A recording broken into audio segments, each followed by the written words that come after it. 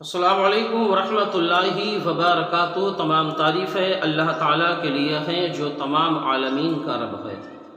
ناظرین حضرات، میں ہوں نسیم اختر مراد آبادی آپ کی خدمت میں اس موضوع کے ساتھ کہ شہر بصرہ میں ایک عورت رہا کرتی تھی جس کا نام تھا شبانہ۔ طوائف تھی، ناچنے گانے کا کام کرتی تھی، عیاش عورت تھی۔ پورے بصرہ میں اس کی اس بے حیائی اور بے شرمائی کے چرچے تھے۔ جب وہ ایک دن توبہ کر لیتی ہے تو پھر اس کے حالات زندگی کیا ہوتے ہیں اور اس کی توبہ کا سبب کیا بنتا ہے۔ بڑا ہی نصیحت آمیز اور ایمان افروز واقعہ میں آپ تک پہنچا رہا ہوں۔ درود پاک پڑھیں صلی اللہ علی النبی الأمی وآلہ صلی اللہ علیہ وسلم، صلاۃ و سلام علیک یا رسول اللہ صلی اللہ تعالی علیہ وسلم۔ ناظرین اکرام، شہر بصرہ میں شبانہ نامی ایک عورت رہا کرتی تھی۔ امراء کی ہر محفل میں اس کی شرکت ہوتی تھی، بنا اس کی شرکت کے ہر محفل سونی رہتی تھی۔ گانے بجانے کا، ناچنے گانے کا کام کرتی تھی۔ پورے بصرہ میں اس کی بے حیائی اور بے شرمائی کے چرچے تھے۔ ایک دن وہ اپنے گروپ کے ساتھ راستے سے گزر رہی تھی تو اس کو کہیں سے بہت سارے لوگوں کے اکٹھا رونے کی آواز آئی۔ اس نے سوچا کہ شاید کچھ غم کا ماحول ہے، کوئی ماتم ہو گیا ہے۔ تحقیق کی جائے کہ آخر اتنے سارے لوگ ایک ساتھ کیوں رو رہے ہیں۔ جب اس نے یہ بات معلوم کی تو کسی بتانے والے نے بتایا کہ یہاں پر ایک عالم صاحب کا بیان ہو رہا ہے۔ وہ جہنم کی صفتوں کو اور خوف الہی پر بیان کر رہے ہیں۔ خوف الہی سے اور جہنم کے حالات کو سن کر کے یہ سارے لوگ رو رہے۔ شبانہ نے سوچا کہ چلو ہم بھی جا کر کے دیکھتے ہیں کہ عالم صاحب کیا بیان کر رہے ہیں۔ جب یہ وہاں پر پہنچی تو عالم صاحب کی زبان سے اس نے خوف الہی کے تعلق سے اور جہنم کی صفت کے بارے میں جب اس نے سنا تو یہ کانپنے لگی، اس کے دل کی دنیا بدل گئی۔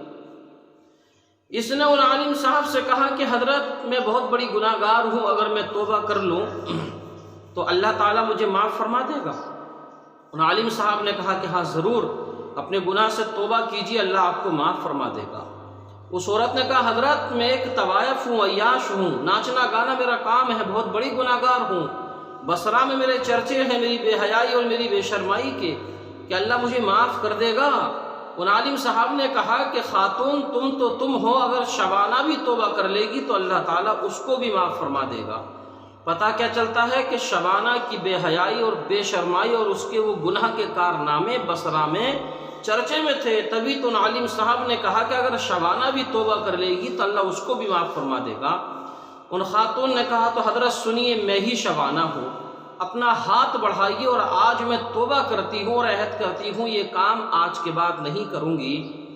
شبانہ نے توبہ کی، اپنا سارا مال تقسیم کر دیا غریبوں میں، اپنے سارے لوڈی غلاموں کو آزاد کر دیا اور عبادت الہی میں مشغول ہو گئی۔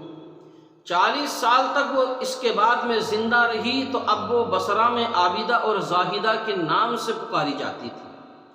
وہ شبانہ جو توبہ کرنے سے پہلے طوائف کے نام سے پکاری جاتی تھی، آج وہی شبانہ بصرہ میں عابدہ اور زاہدہ کے نام سے پکاری جا رہی ہے۔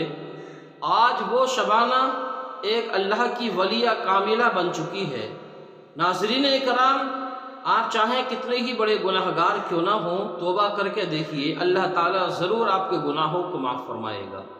قلندر لاہوری شاعر مشرق علامہ اقبال نے کہا تھا کہ موتی سمجھ کے شان کریمی نے چن لیے، قطرے جو گرے تھے عرق انفعال کے۔ جب کوئی اللہ کا بندہ اپنے گناہوں سے شرمندہ ہو کر کے عرق ندامت و شرمندگی میں غرق ہو کر کے اپنے گناہوں کو یاد کر کے اپنی آنکھوں سے آنسو کے قطرے نکالتا ہے تو وہ قطرے بیکار نہیں جاتے ہیں، بلکہ اللہ کی رحمت ان کو موتی سمجھ کے چن لیتی ہے۔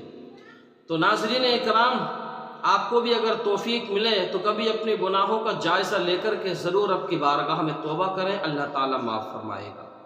ناظرین اکرام، اسی طرح کے اسلامی واقعات سننے کے لیے آپ چینل کو سبسکرائب کریں، بیل آئیکن کو دبائیں تاکہ اگلے آنے والے ویڈیو کا نوٹیفیکیشن ترنت آپ کے پاس پہنچ جایا کرے، اور اسی طرح کا واقعہ سن کر کے آپ نصیحت حاصل کریں، اپنا ایمان تازہ کر لیا کریں۔